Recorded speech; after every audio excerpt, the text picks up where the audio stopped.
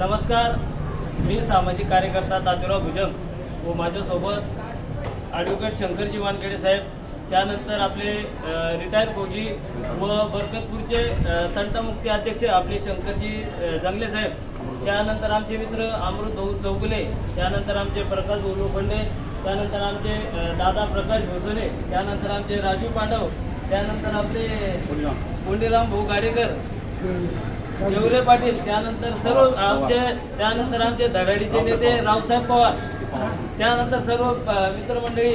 तर मित्रांनो, आत्ताच या ठिकाणी आम्ही आपले रिटायर फौजी शंकरजी जंगले यांचा सत्कार या ठिकाणी केलेला आहे. आणि सत्कार करण्याचं कारण असं होतं की त्यांचा मुलगा आपल्या छत्रपती संभाजीनगरमध्ये 2 नंबर म्हणून पायलट या ठिकाणी झालेला आहे. त्यानंतर आज योगायोग असा आला की दोन्ही फौजी साहेबांसोबतच योग आमचा या ठिकाणी आलेला आहे. तर एक असेच आपले टाकळी अंतूरचे आपले विक्रम निक्कम यांचाही आज आम्ही या ठिकाणी सत्कार केलेला आहे. त्यांनी आयुष्य आपल्या देशासाठी अर्पण केलेलं आहे. आयुष्यभर त्यांनी सैन्याच्या माध्यमातून देशाची सेवा केली. तर त्यांनीच नुसती देशाची सेवा नाही केली, तर आपल्या मुलांनाही शिक्षणाच्या माध्यमातून इंजिनियर या ठिकाणी केलेलं आहे. तर बरेच जण काय करतात, गोरगरीब लोक आपल्या मुलांना रोज मजुरीकडे आपला व्यवसायाकडे प्राधान्य त्या ठिकाणी देतात.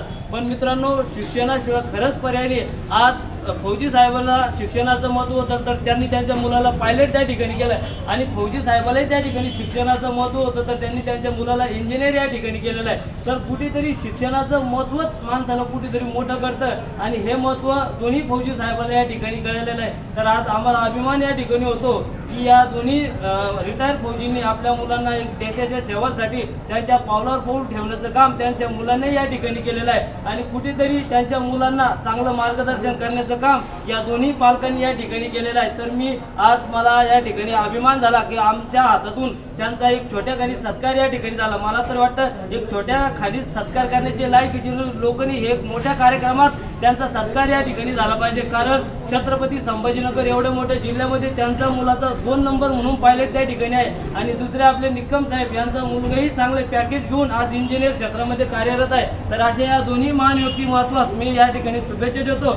व त्यांनी त्यांच्या मुलांच्या पाठीशी असंच त्या ठिकाणी सदैव राहावं. आणि मी या व्हिडिओच्या माध्यमातून सर्व पालकांना मित्रमंडळी सांगू इच्छितो की आपणही शिक्षणाकडे लक्ष देऊन चांगल्या नोकरी क्षेत्रामध्ये कार्यरत राहावं. कारण आपल्या आताची परिस्थिती इतकी बेकार आहे, कारण मुलांचे लग्न त्या ठिकाणी होत नाही, अनेक मुलं व्यसनाधीन त्या ठिकाणी होत आहे. तर आपण व्यसनाच्या नांदी न लागता आपण शिक्षणाच्या नांदी लागून इंजिनियर वकील या ठिकाणी व्हावं, एवढंच मी या ठिकाणी सांगू इच्छितो. आणि मला 2 शब्द बोलण्याची सर्वांनी संधी दिली त्याबद्दल मी सर्वांचे पुनश्च या ठिकाणी धन्यवाद व्यक्त करतो. धन्यवाद.